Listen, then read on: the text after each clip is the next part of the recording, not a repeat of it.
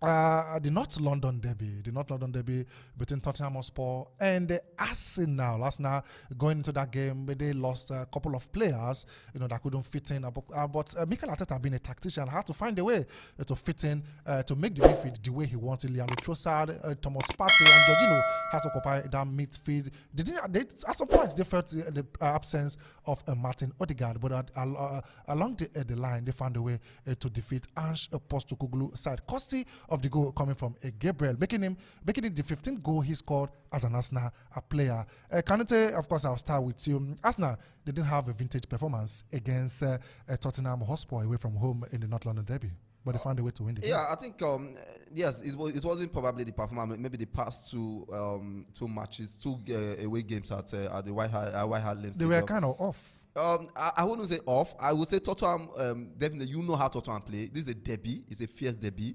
The first half, the match was so intense in terms of the first half. It was an intense match, and Tottenham wanted to really win that game. You know how they play, and I think definitely you said it all. Odegaard, the quality probably he's there to win it. But one thing I've known about this Arsenal is the winning mentality. They have the winning mentality. They have the ability to short out games. As soon as Arsenal, I knew that if Arsenal didn't concede goals in the first half, and with Arsenal score, I knew Arsenal have the ability to win, because in terms of defensive solidity, it's not just the defenders. As a team, Arsenal defend as a team. Tottenham just had the ball, had a lot of possession, but in terms of chances to score, Arsenal had even the better chances to score. Martinelli, you see this, the first chance Martinelli had, that he couldn't. That ball should have gone to the back of the net. Yeah, that scored that goal, or pass it to Saka. It was very clear. His in terms of confidence on his part. Then I can remember how many clear chances Tottenham had. I can remember many. In terms of the Solanke header, looping header that came, that was to me the closest. The rest, it wasn't a target. Yes, the rest was probably dealt with. It was either a cross or a shot from outside the box. It was dealt with. So Arsenal is a team that, so even regardless of the injury, rise in terms of we saw how Partey and Jorginho in the midfield, they're a bit slow because of their age. They're a bit slow, but they find a way. Arsenal always find a way to. That is the tactical aspect of what Arteta brought, and the belief, the team spirit, the winning mentality he has brought to this squad. And even there are a couple of chances. Even when Sterling came in, he also had a chance to. The ball that I wanted to find a perfect way to score the goal, but definitely football. Tactically, I think Arsenal were on point. I didn't see more stress. Yes, Tottenham had the ball. The derby was fierce as it should be, and without the players, without the two important players they have in the team, they find a way to get it without even conceding. So it's a big result. This is what a title winning side do. Find a way to get the win, even when you don't play well. Exactly, when you don't play to do the effective things, because it was not a case of you had a lot of shots.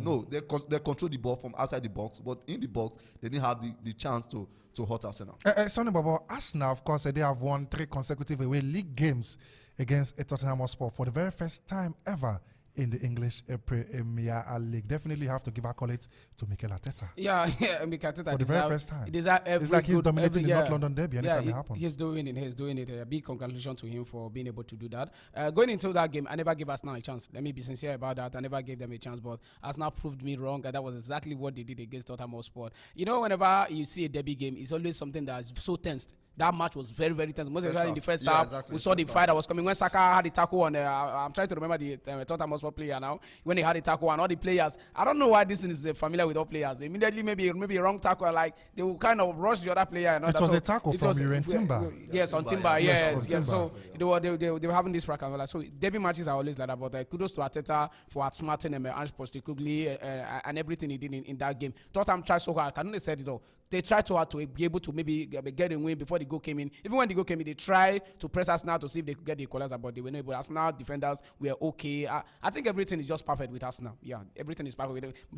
The joy that I had is that at least Arsenal had a draw. That was because they had a red card against Brighton, but they didn't really give Manchester City the gap. If they had lost that game, that would have been another run away for Manchester City. So Arsenal closed the gap, not losing that game, getting all important 3 points. All right, setting another record when it comes to yellow cards. Gillett, of course, handed 7 yellow cards in the first half. The very first time it's happening in the English Premier League. What's up with yellow cards during the weekend? I think all the yellow cards were, in terms of the Arsenal game, were deserving. The only one I felt that Saliba's one was He actually stopped the player for Tottenham were taking a fast free kick. Then the others, even the keeper, the Tottenham keeper, what's his name, Vicario, it was the only one I felt was Timber's own, because Timber actually stepped on the ball first before that got that. So, but he gave it because he said the follow through. Consider you can't control your legs when you step on the ball first. But I think the other yellow card was deserving. The Udogi zone, so I think it was not like a yellow card out of proportion. A derby match is supposed to be. It's always like that. Exactly.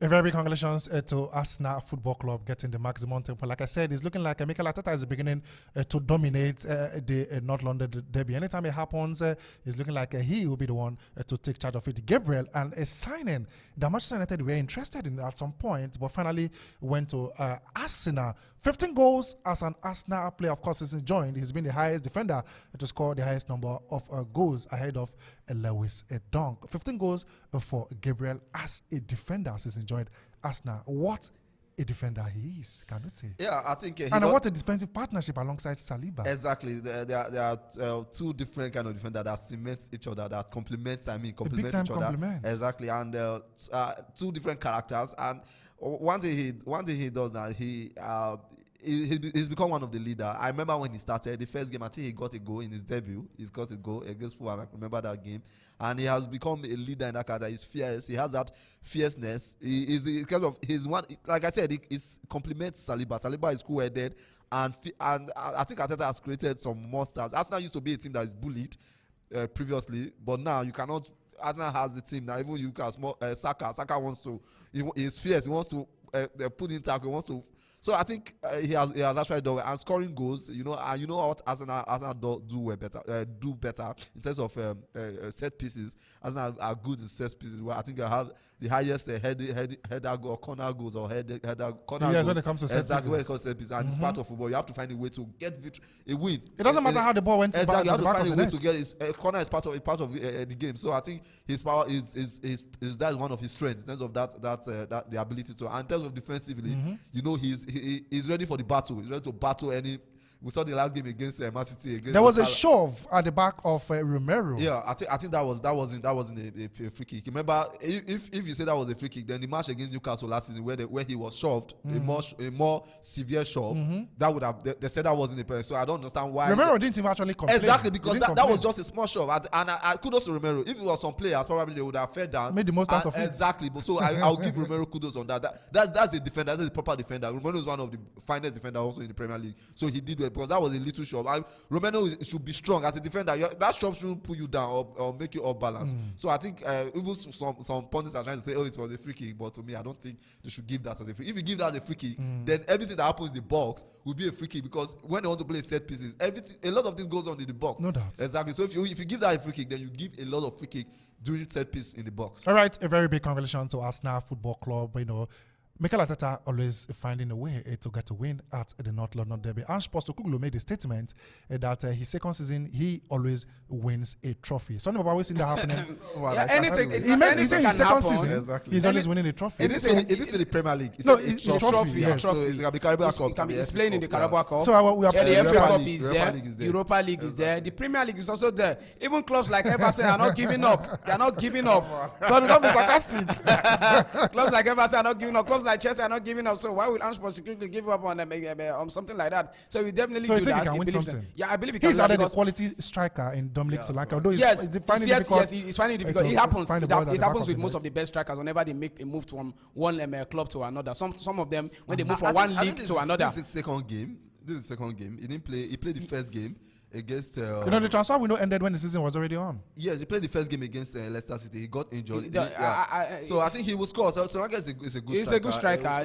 He's promising. We saw the moves and everything, the position and everything. It's promising. We will see that happen. So Ange Postecoglou is going to win a trophy. Yeah, I can't say that because I'm not God. Exactly. No, he said he always wins a trophy. That was what he said. According to him, that's why I said in quotes, when in quotes, I always win a trophy in my second year whenever I'm managing. I bet you pundits will ask that question after at the end of the season. Of course, Definitely. we They know remind him. we know this English point is what they can do about that. So he said that he's going to win a trophy. Definitely going to that he does that every time in second season. So in his first season with Tottenham Hotspur, for me, I think I will rate him on a scale of 1 to 10. I think I will give him 6 or 7. Yeah, 7 or 6. Yeah, he did well. But so this season things didn't really start the way he started last season. Though he started well last season and it dwindled. We're real fast. So this time around, let's not say never is not the thing. If he says, according to one of the comedians in Nigeria, if he say he go feed one now, then we get to see what he can do it. Postecoglou can actually lay his hands on a trophy this season. Said his second season he always finds a way to win a trophy. Unfortunately, he couldn't win the London Derby. He went to Mikel Arteta's side, but kudos to how Postecoglou has actually transformed a Tottenham Hotspur football club. It was a total of 65 yellow cards in the Premier League this weekend. It has never happened. This is the first time it's happening. 65 yellow cards. About this card, I don't know what inconsistency is really eating into the English Premier League. We saw Chelsea and Arsenal game had the highest. Yes, had the highest. Then followed by the Arsenal and Tottenham Hotspur game. Now the 2 yellow cards that was given to Manchester United players was not supposed to be given to them. Now the first one was given to the captain Bruno Fernandes. He played the ball after the referee blew the whistle. He was given a yellow card. Then Maguire just came in. Same thing. Then he got a yellow card. Then in the game against was it Nottingham Forest against Liverpool? I think Soboslai supposed to get a yellow. The same thing that his one was even more severe compared to others. And he didn't get a yellow card. That was what I said. Yeah. That thing that happened in the box against Chelsea player, that Chelsea goalkeeper, and the Bournemouth player. Yeah. If it happen on another, and that referee will not even give it as a penalty. So the inconsistency is way too much. All right. And let's not forget that they are making money for the Premier League. No doubt they are inconsistencies. 65 yellow cards during this week 4 of the English Premier League. We'll get to see if it will continue or if the numbers will definitely drop. Now, congratulations to Arsenal Football Club once again.